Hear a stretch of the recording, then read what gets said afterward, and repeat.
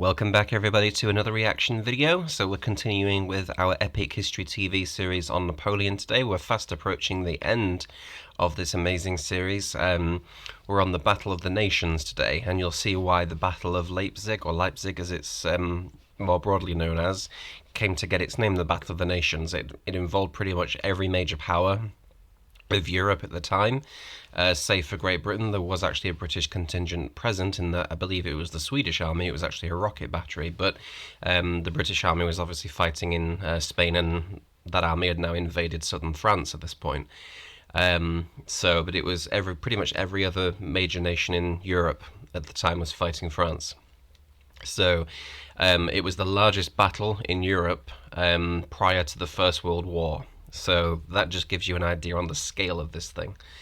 It involved hundreds of thousands of troops. If you thought the army that invaded Russia in 1812 was big, about 2/3 of Napoleon's strength there was concentrated in this one battle. So that just shows how big this engagement actually was. But this is the climactic battle that will basically decide Napoleon's fate. Obviously Waterloo is like the final nail in the coffin, so to speak, but this is the one battle that seals his downfall and his fall from grace. So as always, if you like what I do, please leave a like and a comment. Please subscribe to the channel too, make sure your notifications are on, because there's reaction videos every Wednesday and Friday. I am trying to get some original content out, it's just finding the time to edit it. The reason I do reaction videos is because they require very, very minimal editing. Even like a 40-50 minute video, I'm done editing in about 5 minutes, because all it needs is just chopping out unneeded audio, basically. They're very, very easy to do. Editing generally takes a while for me, so there will be some original content coming out, so just be watchful for that. But also there's a link to Patreon in my video descriptions too. Please go check that out. I'd really appreciate it if some people could sign up to that and help support me, because the more people I get on Patreon, then the more videos I'll be able to create, because I'll be able to have the time, because it will become basically a job for me. So I'll be able to dedicate more time to making original content. So but this is a fairly long video, it's 33 minutes, so let's just get straight into it, because no doubt the reaction will end up pretty long. So this is Napoleon 1813, Battle of the Nations.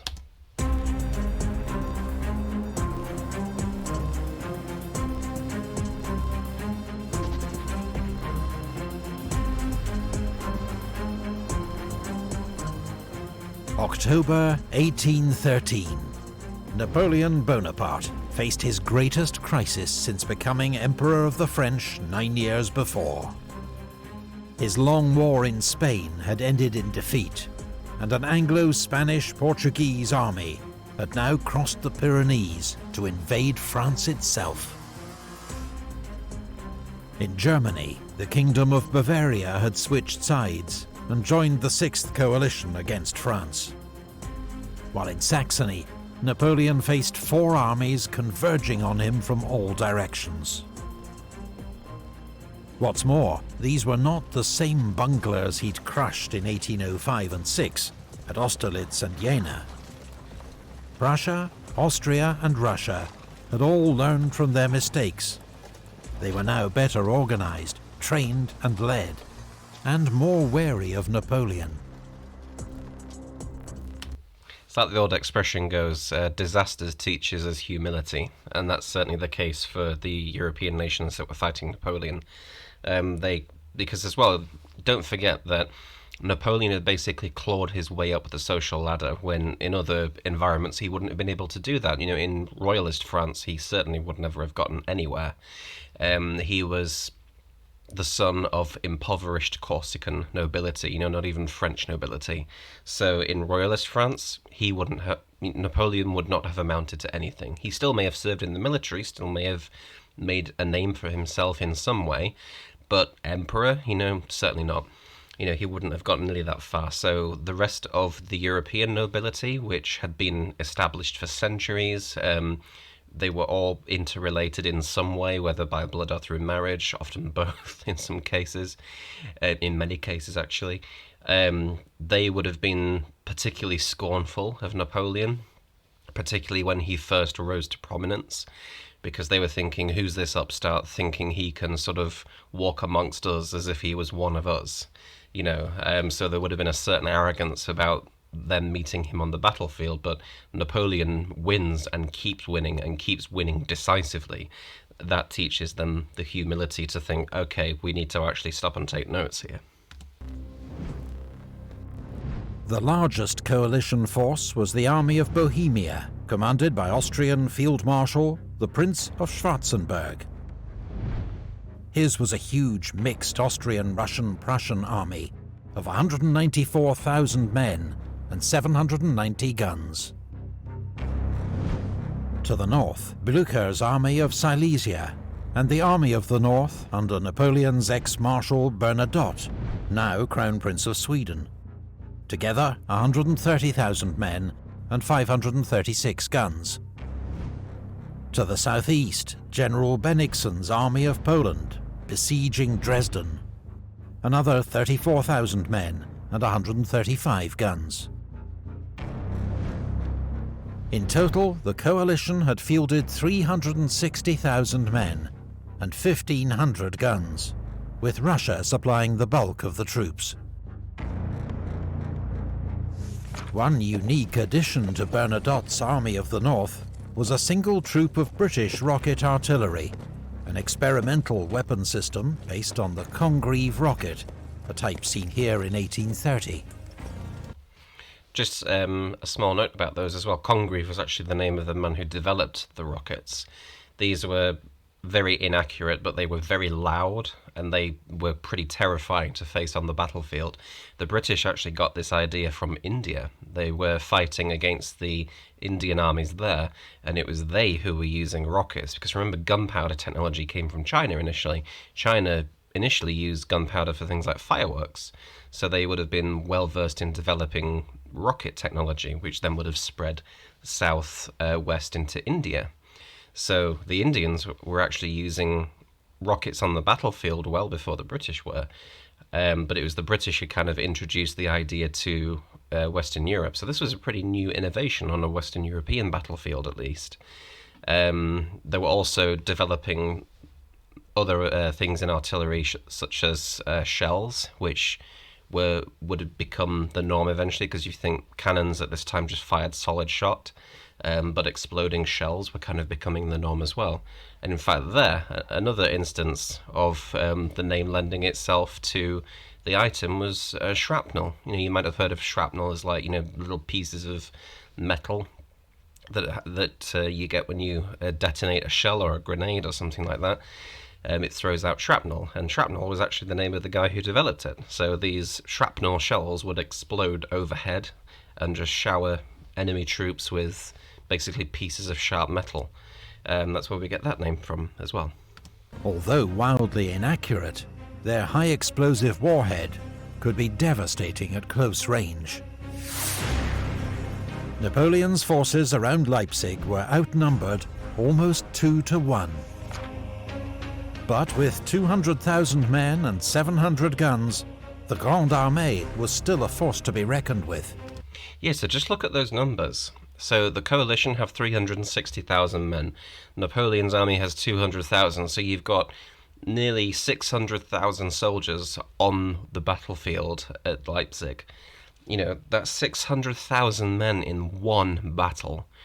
If you think 600,000 was roughly the size of Napoleon's army that invaded Russia, and that was spread across 3 different fronts, so 3 different sort of axes of advance.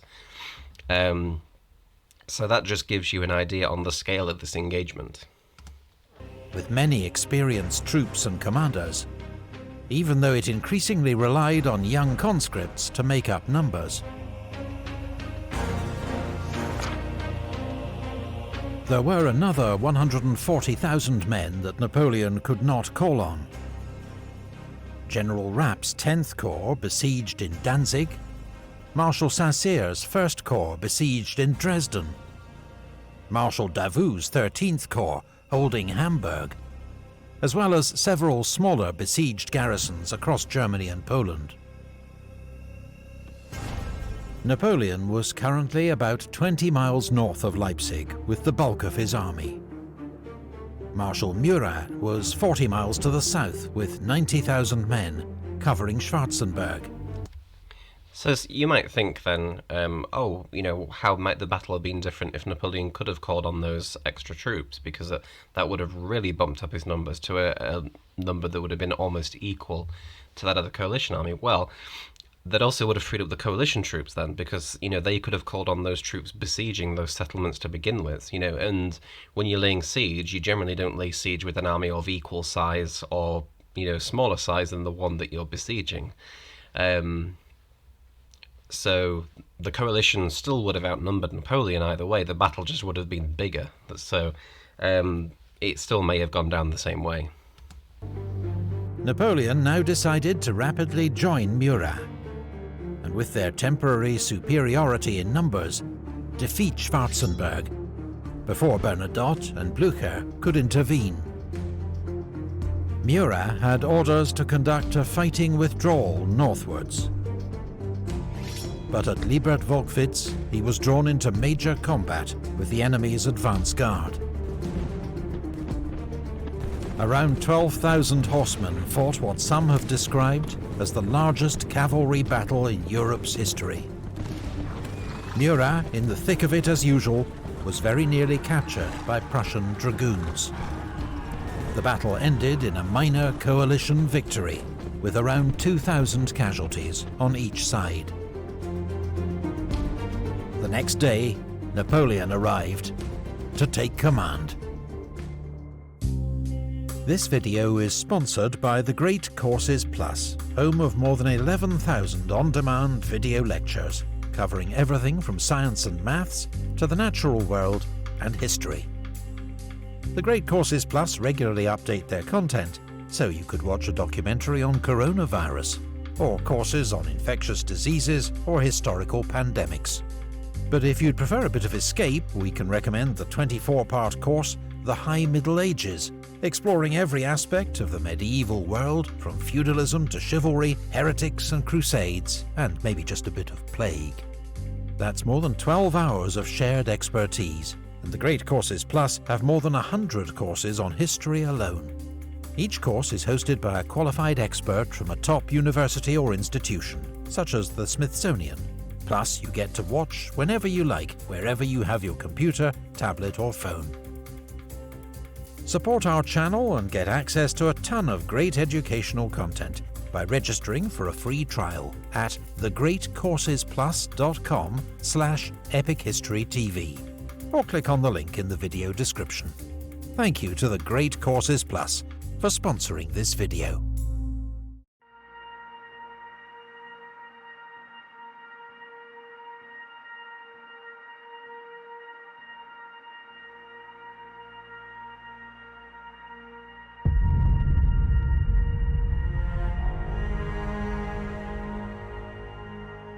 By the 16th of October, Napoleon had concentrated most of his forces south of Leipzig.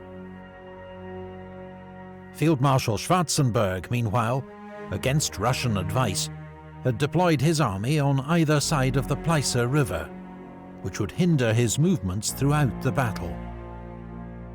Napoleon had entrusted the northern sector to Marshal Ney, with orders to keep an eye out for Blücher and Bernadotte.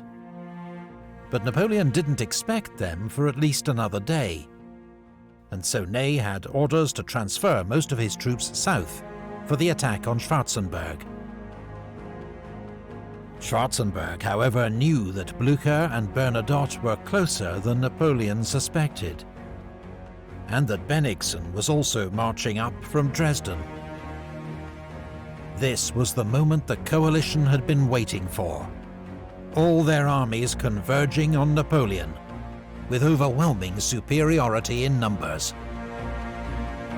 However, the coalition's headquarters were nothing like Napoleon's, where one man's will decided all.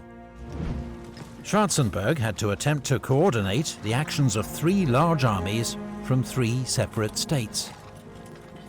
And although he was commander-in-chief, his plans still needed to be approved by Emperor Alexander, the supreme commander, whilst he also managed relations with the King of Prussia and the Emperor of Austria, all of whom were present at his headquarters. Yeah, and that's something that would actually plague armies that were sort of coalitions or allied armies pretty much until towards the end of the First World War, when you had the first Supreme Allied Commander, which was Field Marshal Ferdinand Foch, I believe, he was a French officer, and it was an idea to have sort of one overall commander of all Allied armies, because otherwise you get sort of competing interest and bickering and squabbling, and that was something that was carried over to World War II as well. Eisenhower was the Supreme Allied Commander, at least in the European theatre, so it takes people a while to learn from these things, but they eventually do. The plan finally agreed was for General Wittgenstein's corps group to lead an attack in 4 main columns, with 2 Austrian flanking attacks west of the Pleiße. At 8 a.m, a bombardment began along the line, as Russian, Austrian and Prussian infantry regiments advanced across cold, muddy fields. Wachau soon fell to Russian infantry, but French artillery fire made it impossible for them to advance further. Victor's Second Corps then counterattacked, retaking the village at bayonet point. Wachau would change hands twice more that morning. These bloody contests for small Saxon villages would come to typify the fighting around Leipzig. At Markkleeberg, Kleist's Prussian Second Corps drove out the Polish defenders after bitter fighting, while on the left bank of the Pleiße, Merveldt's Austrian Second Corps struggled across broken ground to attack well-defended villages. Their assault on Konnewitz stalled, but with heavy losses, the Austrians got a toehold in Dörlitz. On the right flank, around 10 a.m, Klenau's 4th Corps occupied the high ground of the Kolmberg and fought its way into Liebert-Wolkwitz. Napoleon, observing from Gallows Hill, ordered up Augereau's 9th Corps and the Young Guard in support. MacDonald's 11th Corps was now also arriving in position on his left. His troops retook the Kolmberg and counterattacked Liebert-Wolkwitz, driving out the Austrians and pursuing them over the fields beyond. The advance was only halted when Russian Cossacks were sighted on their open left flank, a warning that Bennigsen's army was not far off. The coalition offensive was going nowhere, with most of its modest gains lost to French counterattacks. One of the problems that they seem to have here is that because the Allied armies aren't all concentrated at the same time, you have these kind of piecemeal attacks, which once you've dealt with one attack and thrown it off and, thrown the enemy into disarray, you can then sort of redeploy and take care of another attack and then, deploy your troops again as necessary in other places. It's really, at this engagement, it's really just the overwhelming force of numbers, because Napoleon's almost outnumbered 2-1. So it's really just overwhelming numbers that ends up, obviously not just that, but that's a big factor in the coalition victory. Purely because of that coordination and timing, the Allied armies aren't on the field all at the same time. So you kind of have these piecemeal attacks that are quite easy for him to deal with until just more and more troops keep arriving. But there was one sector where the coalition had more success that morning. General Goulay's Austrian Third Corps, with orders to threaten Napoleon's line of retreat, advanced over marshy ground towards Lindenau. Ney had to divert Bertrand's Fourth Corps to reinforce the village and ensure the road to France was kept open. Napoleon was waiting for Ney's reinforcements before launching his attack on Schwarzenberg, but now Fourth Corps was tied down at Lindenau, and there was more bad news from Ney. Blücher's army of Silesia was approaching from the northwest. Marmont's 6th Corps had to turn about to keep the Prussians at bay. Heavy fighting broke out around Meukern, the village itself held by elite French Marines, while Dąbrowski's Polish division clung on to Wiedrich under attack from an entire Russian corps. This was a nasty surprise for Napoleon, who'd thought Blücher was still a day's march away. But the old Prussian general, hearing cannon fire to the south, had urged his men on and into the attack. Blücher intended to draw as many French troops onto himself as possible to assist Schwarzenberg's army of Bohemia. His actions and the bloody fight for Meukern may just have saved the coalition from defeat.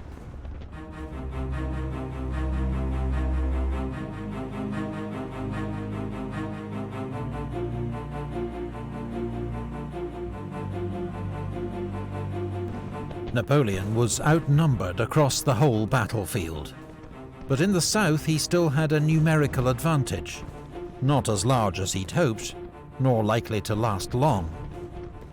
Schwarzenberg and Alexander were already moving up reserves, though Schwarzenberg now found that his were on the wrong side of the Pleiße River, costing precious hours. It was now or never for Napoleon. At 2 p.m, he ordered the attack to begin.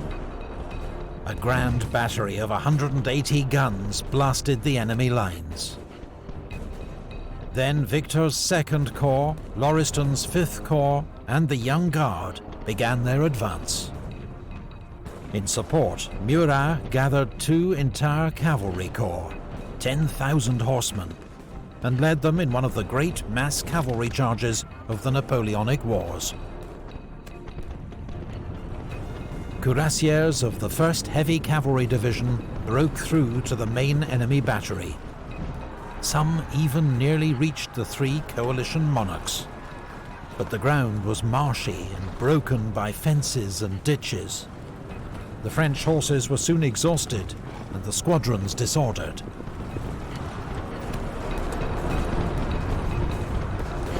Austrian cuirassiers and Russian Guard cavalry were coming up from the south. When these fresh Allied cavalry reserves charged the French, a great melee ensued, but the French were eventually driven back to their start line. This is kind of what I mean, which is that you get a French success initially in some part of the battlefield, but then more troops arrive, which just piles on the pressure and forces them back again. So you get this kind of like a tidal ebb and flow across the battlefield. But what's really going to seal Napoleon's fate is just the overwhelming strength of the coalition army here, because, you know, he can only contend with these attacks for so long. Maison's division of the 5th Corps was involved in a desperate struggle for Geldengosse. The fighting swept back and forth through the village, the streets filling with dead and wounded from both sides. But as Russian and Prussian Guard regiments arrived to reinforce the village, the French were forced to fall back. Around 4 p.m, the Austrian Reserve Corps finally arrived and renewed the assault on Markkleeberg, one of the morning's objectives, which was finally secured. By 5 p.m, it was clear that Napoleon didn't have enough reserves to force a decisive outcome in the south. To the north, Meukern was being stubbornly held by French Marines with lethal close-range artillery support. But despite terrible losses, York's Prussian Corps continued to attack. Marshal Marmont himself was wounded twice, but remained in command. Finally, a brilliant charge by Prussian hussars triggered a French rout. Meukern fell as Marmont's corps streamed back towards Leipzig. As dusk fell around 6 p.m, fighting died out across the battlefield.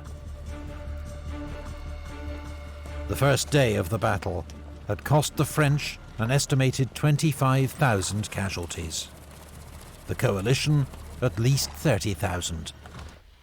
In some ways, the Battle of Leipzig is almost like the Battle of Gettysburg in the American Civil War, which is that it's kind of this climactic event, but it's arguably not the battle that caused the downfall, or the event, at least, that caused the downfall of that particular faction, because in the case of the American Civil War, it was the fall of Vicksburg and the slicing of the Confederacy in two by capturing the Mississippi that arguably had a much greater impact on the war's outcome than Gettysburg did.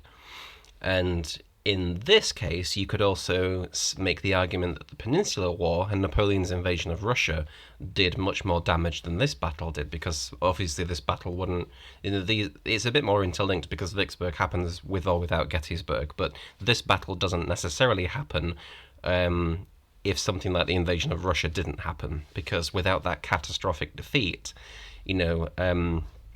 Napoleon would have been able to marshal much more of his reserves of his empire. So, and also the other European nations wouldn't have smelled the opportunity and gone to war against him because he would have been still too strong. But it's interesting because both battles kind of like follow a similar pattern as well, which is both last a few days, and you have this kind of piecemeal feeding in of units until there are enough troops on the battlefield to effect a kind of pitched battle. Because the first day at Gettysburg was pretty similar, which is that you had, units clashing in, it was a bit different in that case because neither side really intended to fight a battle there. It just kind of happened. But you had this kind of piecemeal feeding in of units until you had one side which had an advantage in numbers and positioning, which was then able to defeat its opponent, which is kind of the same thing here. Napoleon had come close, but failed to land a decisive blow. The chance for victory was slipping from his grasp.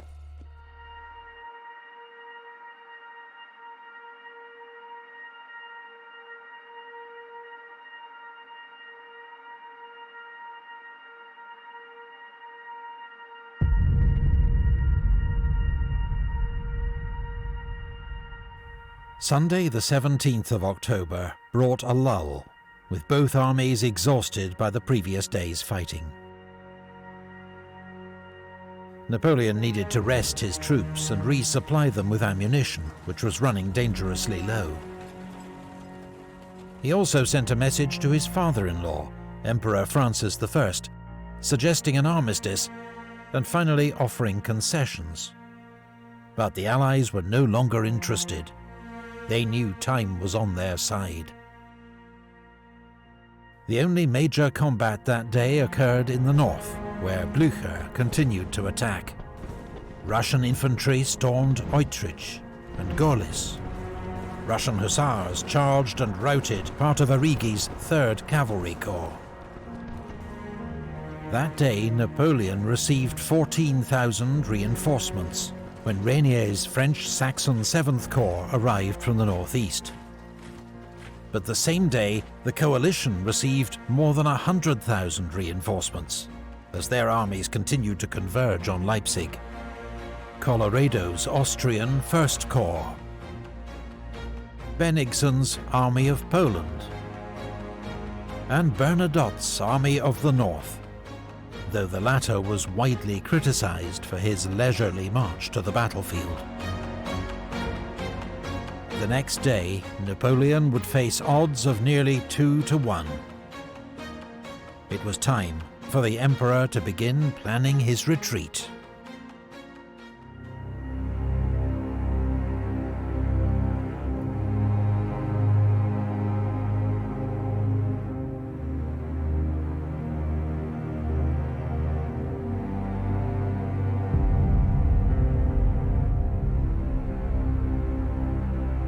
On Monday morning, the sun shone across 40 square miles of battlefield, on which nearly 500,000 troops and 2,000 cannon were assembled. Soldiers from France, Germany, Russia, Austria, Poland, Italy, Sweden, the Netherlands, and even Britain. This was truly the Battle of the Nations. In preparation for his withdrawal, Napoleon pulled back his forces into a tighter defensive perimeter. I was just about to comment on that too, because I was going to say, look at what's happened here, which is that rather than spread out all across the southern part of the battlefield like he was the days previous, he sort of tightened them into this ring, which makes it easier for him to reinforce and resupply his units. Because, like I keep saying, there are advantages to falling back. Falling back doesn't always mean that everything is lost. It can give you advantages in other ways. It allows him to concentrate his forces better, especially when you're outnumbered. It allows him to concentrate his artillery, whereas the Allies have to spread out all around this entire ring or at least theoretically. You'll see. Pretty much. I know there are obviously coalition forces down here, but pretty much his entire flank here is wide open. That's his avenue of retreat, and but it gives him those advantages to kind of keep his army intact at least. Had the Allies managed to get troops around here like was initially planned with these, if this bridge here at Lindenau could have been completely cut, there's a good chance that Napoleon probably would have been forced to surrender right here. But as we know, that doesn't happen. And ordered Bertrand's 4th Corps to march west to secure the army's line of retreat. 2 divisions of the Young Guard under Marshal Mortier took their place at Lindenau. Schwarzenberg, meanwhile, planned to close the net on Napoleon with 6 converging attacks. Fighting in the south began around 8 a.m. So just before he goes into that, this is where the coalition armies are finally fully concentrated, so they can really exploit their advantage in numbers. Because, when you read about battles, you read about statistics like one side had X amount of men, the other side had X amount but fewer, but they somehow won. And, just looking at the raw numbers, you think, well, how? Why didn't this other side use their numbers to their full advantage? It's not always possible, because they might be delayed, they might be spread out too much, they might be hindered by the ground, they might have been deceived in some way. There's all these things to consider. But now, the chance for a quick victory for Napoleon by kind of isolating the different coalition units, like which is his trademark, that's now gone. There's absolutely no way that he can withstand this attack at this point, because now the coalition have the numbers on the battlefield, they're going to use them. So this is really the end.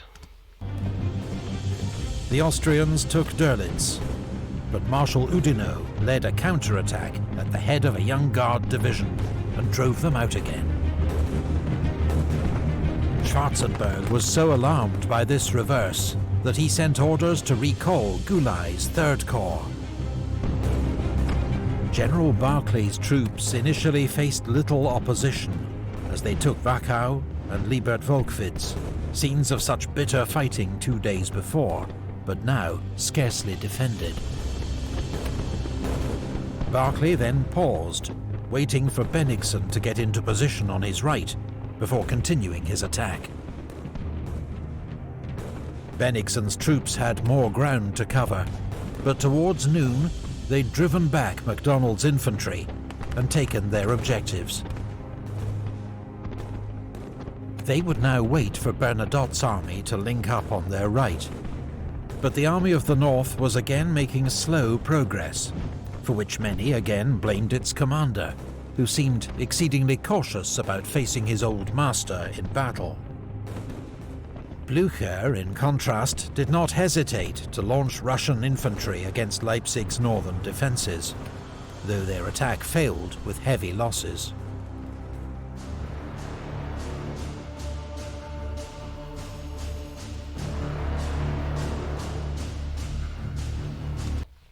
I think Wellington, I know it was Wellington who said it, I might be wrong in the numbers, but he once said that Napoleon's presence on the battlefield was worth 40,000 men.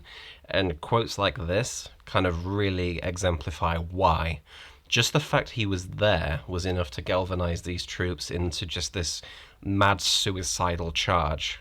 Just purely from that force of personality. You know, very few commanders in history have kind of elicited that almost blind, unwavering sort of fierce devotion. You know, you could call it completely reckless as well. You could call it cult-like. All those descriptions are accurate because there certainly was a cult of personality around Napoleon at the time. But you know, it's just incredible how just his mere presence can sort of really galvanize those people into that kind of fighting spirit.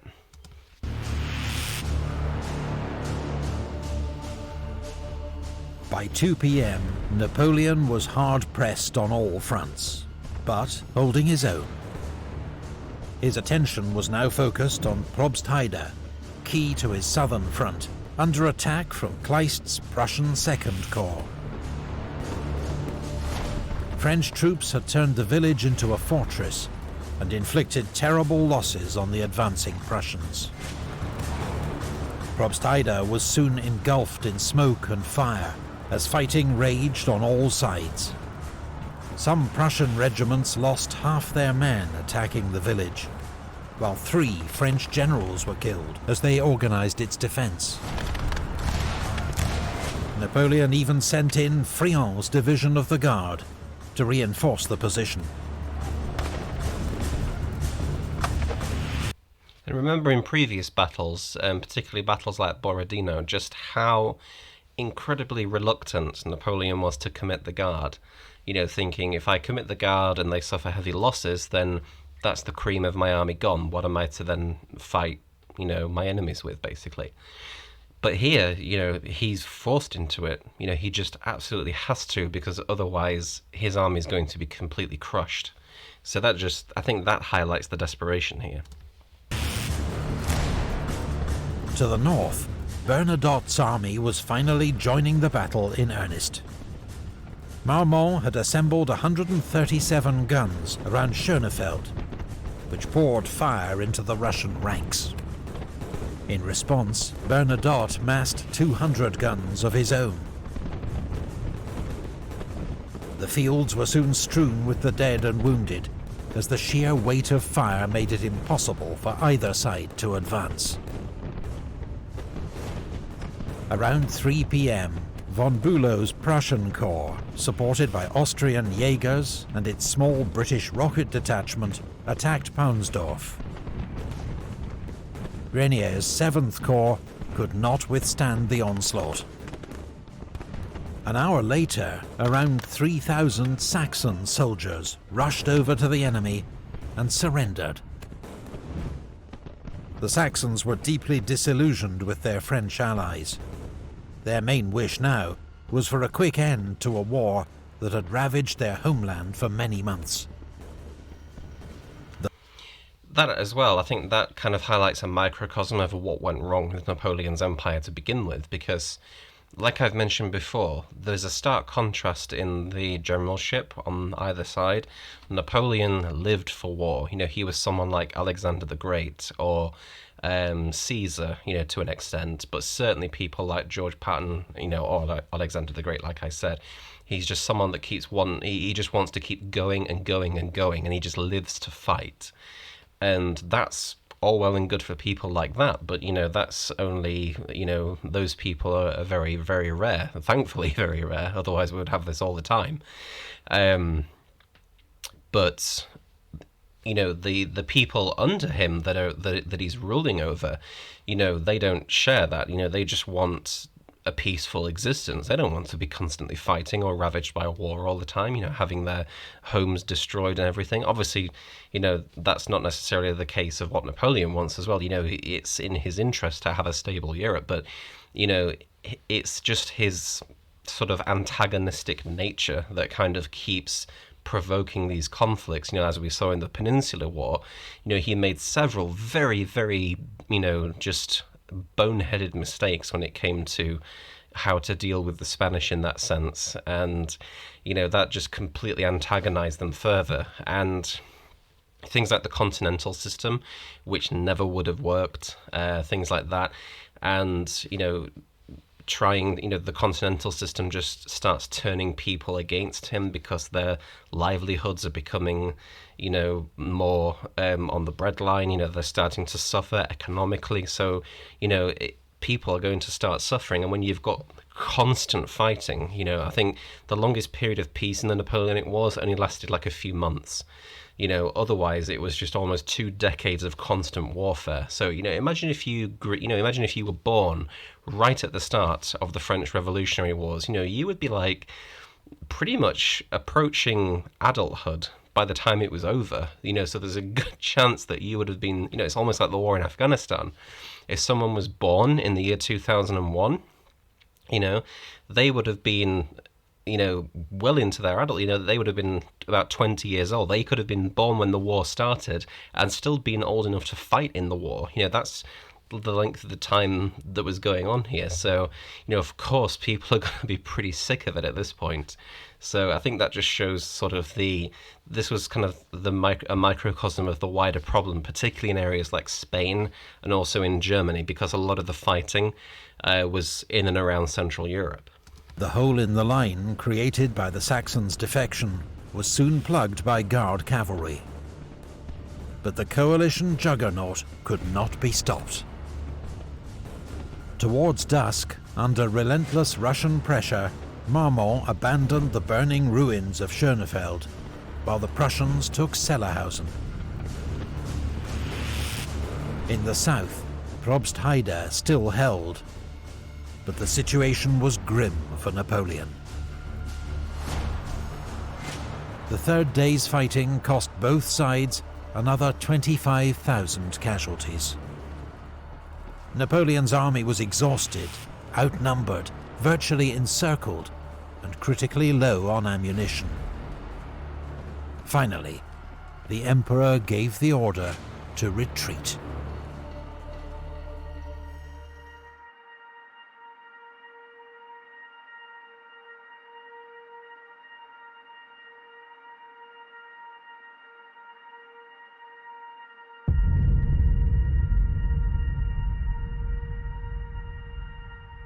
Overnight, under cover of darkness and early morning fog, the French army withdrew behind Leipzig's walls, and at 4 a.m. began its retreat west, crossing the single bridge over the Elster River that led back to France.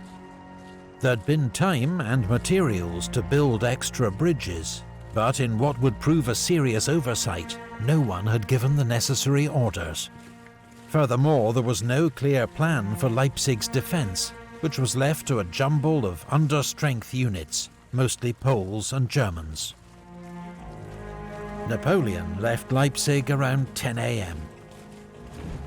Behind him there were scenes of mounting.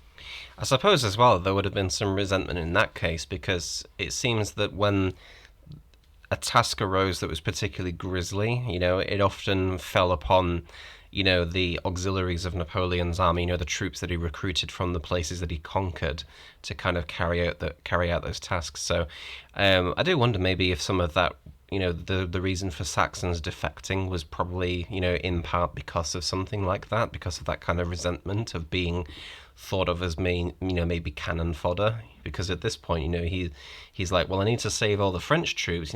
Those can go. The rear guard can be the troops from these places that I've conquered, so there's bound to be, I don't know how widespread that was or anything. I'm just kind of speculating here, but the psychology of it fits. There's bound to be some resentment there in terms of basically just being used as expendable meat shields against this, allied juggernaut. So, who knows? Chaos and confusion, the city's streets jammed with troops, guns and wagons. The 20,000 wounded troops in the city had little hope of escape.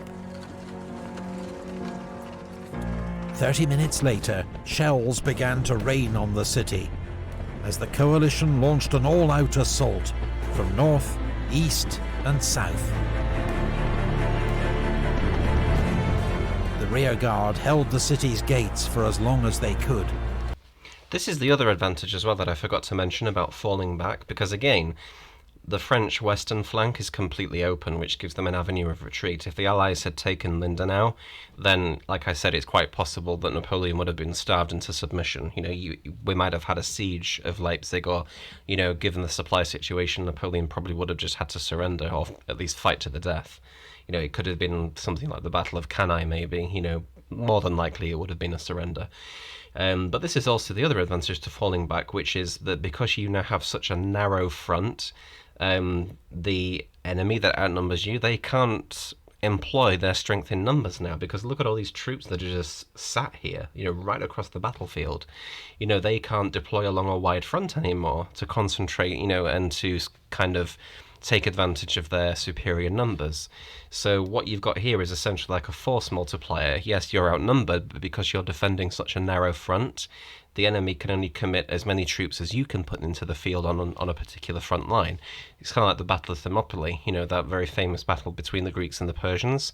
You had a very narrow pass which was defended, not, contrary to popular myth, it wasn't just 300 Spartans, it was more like 3,000 or 4,000 troops from many different Greek city-states, but you had them defending this very narrow front against tens of thousands, potentially hundreds of thousands of Persians. But because the front was so narrow, they couldn't deploy their numbers to take advantage of them, so they had to face the Greeks on that very narrow front. Kind of the same thing here too. But they were soon overwhelmed by the enemy, and savage street fighting broke out across the city.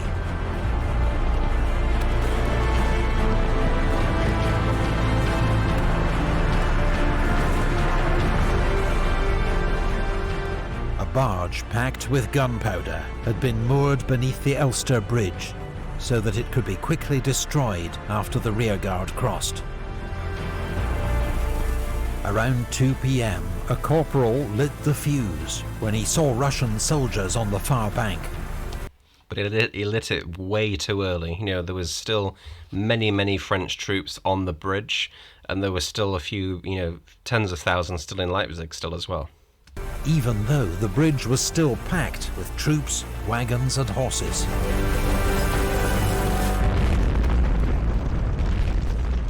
The bridge was destroyed in a gigantic explosion that trapped 30,000 men and 30 generals on the wrong side of the river.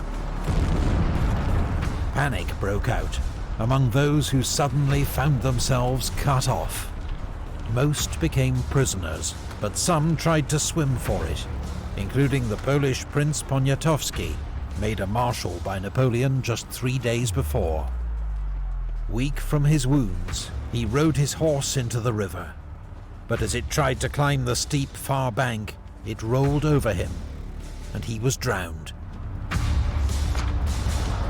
Marshal MacDonald had also been cut off by the blast, and resolved to escape or die trying.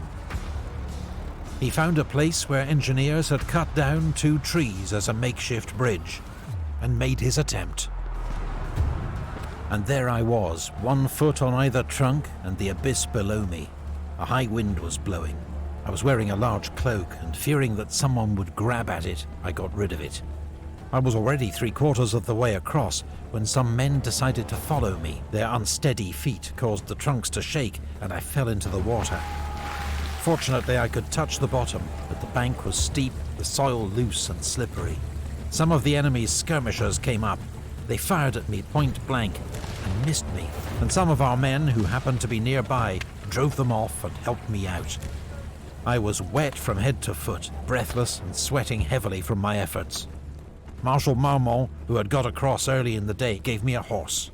I wanted dry clothes more, but they were not to be had. Just a small quick note on Marshal MacDonald, because some people might be wondering how there's a general in the French army called MacDonald, because MacDonald is a Scottish name. Well, for one thing, this isn't the case for this particular individual, but for one thing, I've mentioned before that the concept of kind of nationalism wasn't particularly well defined yet.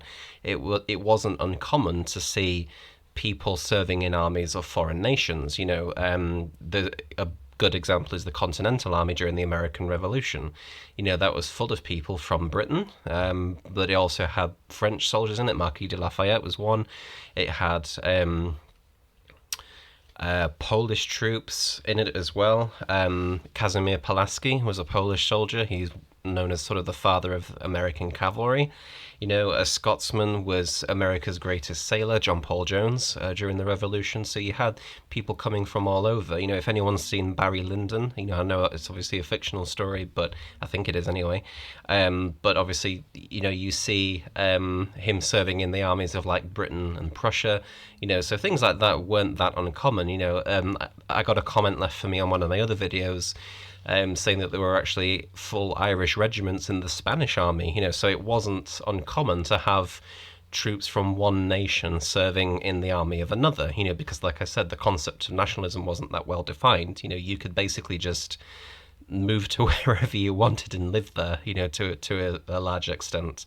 You know, there wasn't that kind of stringent control on citizenship and things like that that there is now. But in the case of Marshal MacDonald, he was actually he was born in France, and he was born as a Frenchman, essentially. He was born with a French name apart from his surname.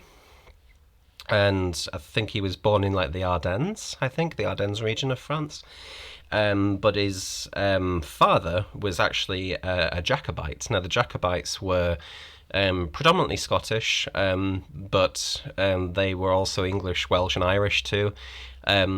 They were followers of the deposed Catholic King James II of England, who was deposed by William of Orange in what became known as the Glorious Revolution in the late 17th century, and his supporters became known as Jacobites. There was a very famous Jacobite rising in 1745 in Britain, which some people kind of recharacterized it as this kind of Scottish War of Independence against England. It absolutely was not that at all.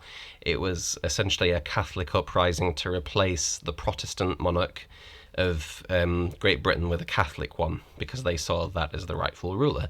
When the Jacobites were defeated, a lot of them fled. A lot of them went to America. A lot of them also went to France, where they were very welcome, because obviously France itself had a Catholic king at the time, and the French had supported the Jacobites throughout all of their uprisings against the British government, and a lot of them went to settle there in France, and that's where Marshal MacDonald's father went. So that's why you've got a Scottish-sounding French general. I just thought I'd point that out, because all of the others, you know, there've been solid explanations. You know, like the Polish contingent in Napoleon's army, all that had been kind of covered, but I don't think it was really touched on as to where MacDonald came from.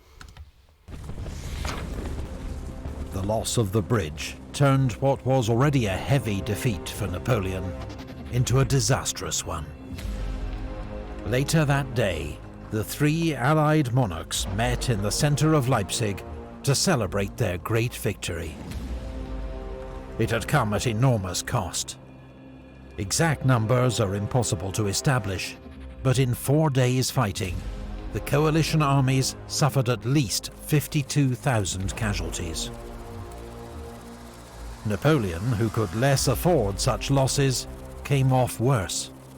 47,000 killed and wounded, 35,000 taken prisoner, 325 guns lost.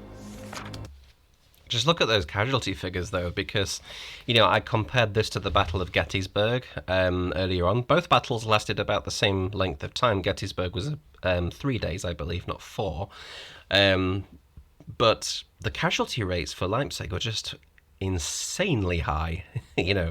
And if you think this, I know obviously the numbers were much higher in this battle than at Gettysburg, but if you think, you know, Gettysburg was a smaller front with much more advanced weaponry. You know, you had, you know, most soldiers would have had better muskets for one thing, if not rifled. You know, most soldiers would have had rifled muskets. Not so much the Confederacy, but the Union certainly had. Most artillery was rifled. You had exploding shells. Weaponry was just so much more devastating at that point, and even then the casualty rates weren't as high. So it's just incredible that they lost that many men, because if you think that just sort of shows how vicious this fighting actually was. You know, but if you look at the casualty numbers, the amount of troops that the coalition lost, 52,000, that's almost like as many troops as the Confederacy had on the field at Gettysburg throughout that entire battle. So I think that's just a testament to just how sort of vicious this fighting could get, particularly in this time. The Confederates at Gettysburg, they had around 70 to 75,000 troops. So if you think the coalition lost 52,000, that just shows just how bloody this fighting actually was. They've lost nearly the same amount of men that they put into, that the Confederates would put into the field on that battle. So, but it's interesting as well, kind of those two parallels, because yes, the coalition did absolutely, unquestionably win a great victory at Leipzig. It showed that Napoleon was basically broken at this point, and the coalition were definitely unwilling to negotiate with him until he was gone. So it kind of sealed his fate in that way. But it wasn't the kind of militarily decisive engagement they were looking for. Had they managed to completely cut off Leipzig, they would have had a much more complete victory in one way or the other. But Napoleon's still able to retreat. He's still able to retreat with much of his army. He's still able to fight more battles. He's still able to keep, scoring even victories against the coalition right up until the last minute, which is almost the same thing that happened with the Confederates after Gettysburg, because Lee's army was able to withdraw. It was still able to fight many more battles against the Union, even scoring a couple of successes here and there, but the fate, its fate was kind of sealed at that point. So, it's interesting that there's those parallels there. More men were killed and wounded at Leipzig than in any European battle before the First World War. Sir George Jackson, the British ambassador to Austria, rode over the battlefield with Metternich, the Austrian foreign minister, 2 days later. "A more revolting and sickening spectacle I never beheld," he wrote. "Scarcely could we move forward a step without passing over the dead body of some poor fellow, gashed with wounds and clotted with blood, another perhaps without an arm or a leg, here and there a headless trunk, or a head only, which caused our horses to stumble or start aside. It made one's blood run cold to glance upon the upturned faces of the dead. We got over this field of glory as quickly as we could."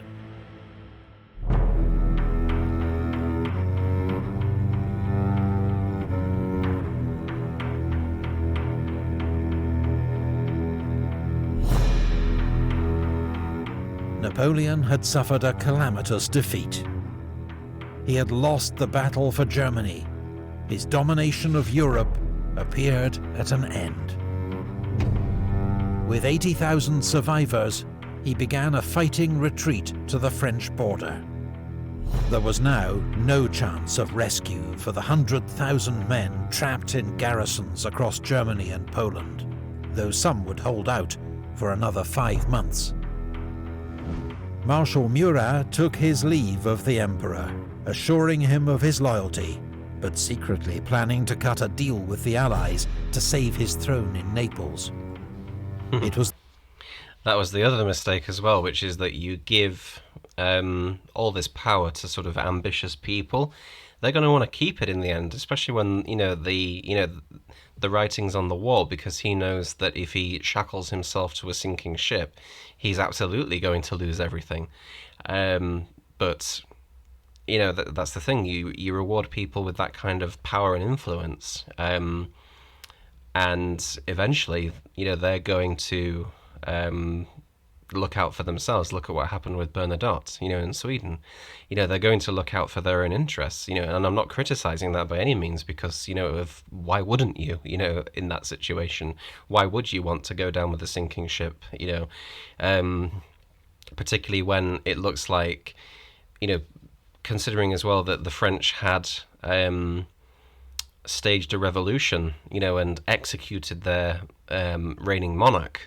If Europe restores the French monarchy, which is their aim, then of course they're going to, their heads are going to be next on the chopping block, so to speak, for doing that in the first place, for being part of that revolution. So of course you want to go into, save your own life. Why wouldn't you? But that just shows, just how much, just how far Napoleon's influence had fallen at this point. was the last time the two men saw each other. 11 days after the Battle of Leipzig, Napoleon's former allies, the Bavarians, tried to block his escape at Hanau with 40,000 men. The Bavarian commander, von Wrede, had served with Napoleon in many campaigns. But on seeing his deployment for battle, Napoleon remarked, "I made him a count, but I couldn't make him a general." Ouch. The French emperor then ordered the Imperial Guard to lead an attack that forced the enemy to fall back in disarray.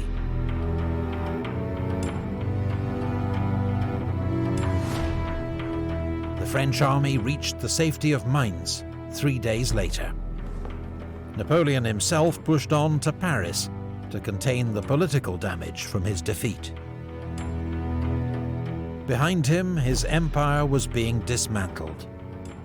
On the 4th of November, the coalition announced the dissolution of the Confederation of the Rhine, several of its former members now joining the war against France. In the Illyrian provinces, local revolts, Austrian invasion, and British naval support brought an end to French rule. In North Italy, Eugene was retreating steadily before the advance of von Hiller's Austrian army. While in Hamburg, Marshal Davout, with 34,000 troops, would soon be cut off and under siege. Napoleon's situation was desperate. But in the next campaign, fought for France itself, Napoleon would prove that he was still the master of war.